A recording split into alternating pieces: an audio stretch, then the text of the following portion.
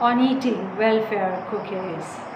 I wouldn't have eaten so much, so many of them, the cookies, the brownies, and the fudge, and the Rice Krispies. Well, some I bought and ate, cheap sweetmeats, all of the named junk, even wafers. But some serious welfare cookies, and my face wouldn't have shivered like that, asking for that one more big donut. Rather the cake-like thing,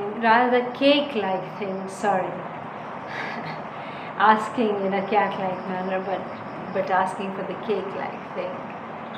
Some kind of amazing cinnamon and cheese-laden bread with chocolate chips on top, some kind of a pastry. Yes, pastry is the word, the bakery, the patisserie, as the French say, all of them in town, running, roaring with business. I see the lights of the restaurants and buffets as I walk to these welfare centers. And I remember walking up to the officer who had been stalking me and filed for complaint wrongly, and whose people were stalking me in that restaurant in the town across the border, and who, after the restaurant incident, was right in front of me, saying, ask me how, and I will kill you again," and had done so. His people, the system that had so listened to him, had finished me, starving me from the first day I came back to study. I truly wouldn't have eaten like that, wouldn't have gotten to welfare food, but not just welfare food, wouldn't have thought about food the way I've been made to, ironically, currently, not being made to get past sugar, not being made to get past sugar at all. I really wouldn't have grabbed the cookies like that. There would have been no reason to do so. I wouldn't have been this hungry, and wouldn't have craved sugar like that had they not starved me to the bones, and my face wouldn't have shivered like that, requesting for another one. But I also wanted to make that point about wanting those cookies, about craving sweet hysterically when I should be eating my old food, raw carrots included.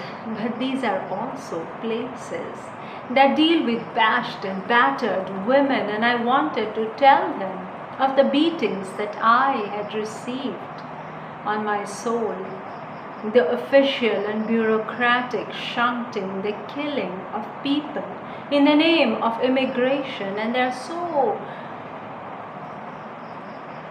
few of them. There are also a few kind people that they bake things and bring them, and of course they talk about soup recipes. If you eat too many, they talk about soup recipes, even otherwise. Bringing in the hamburger, no, not just the German middle class, but the famous law firms.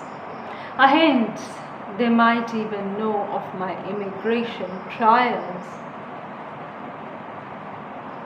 There are places where people get to soup and soul very fast, and these are also places where wars are fought over shapes of people, over gymming, also over people's place of origin, but it's how they see a literate person. A very literate person starve and beg is amazing. And if my cookie counting does not remind you of the countless fat checks of international student fee being gobbled up by an invisible system, it is pointless to write poetry.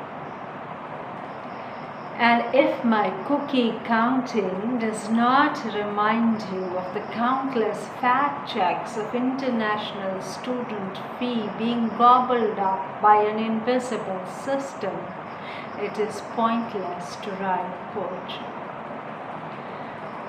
So that's my poem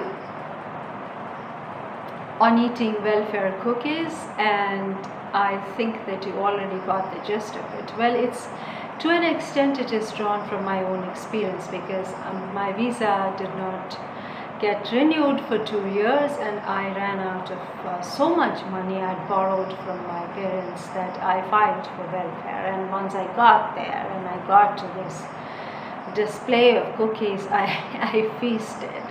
So that is what this is about. I mean, my usual diet is actually made up of steamed broccolis, and I mean, I was eating cheese and chocolate and cookies, like I've said, but still. But once I got there, I thought, let's just feast. So that was just a day of, just taking it easy and relaxing. But it's that feeling that was conjured up, and it's the people I saw there, and the people I met. And by these stories of stalking, I also mean, and this is Canada, Calgary, Alberta, I also mean how the native population, the First Nations as they are called, how they have been actually stalked and chased away and taken away from their homes and given either to foster care or just dumped in amazing places. So they are tracked continuously as to how they behave and what they do. And I think that it is also to an extent, used on other immigrants, especially those who are vocal. I mean, my point is not to wage an immigration war, but to ask for peace. And that is what I hope to be doing through these poems, that if you do not renew the study permit of an international student, they end up paying very heavy fees, and it just throws them bonkers. And of course, wife beating is also included in this poem. It's something I encountered, and it was just too much. So there. I hope you liked the reading. Thank you so much for listening. Please do subscribe, my friends.